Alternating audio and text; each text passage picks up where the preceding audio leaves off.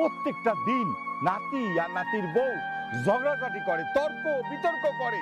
আমি তো কাউরি সামাল দিতে পারি না। জীবনটা আমার অতিষ্ঠ করে তুলছে। একদিন বাড়িঘর ছাইরা যেদিকে দুই চোখ যাইবো চলে যাবো। তাই করা লাগবে।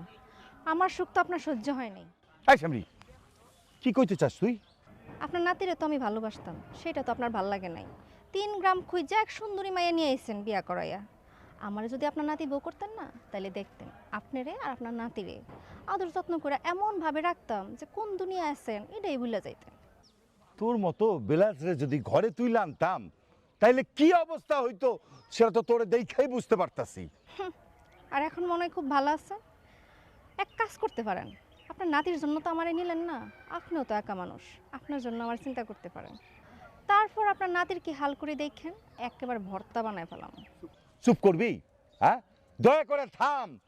তোর মাথার স্ক্রু তো নষ্ট হয়ে গেছে, ঢিলা হয়ে গেছে, তার গোড়ান সেইরা গেছে।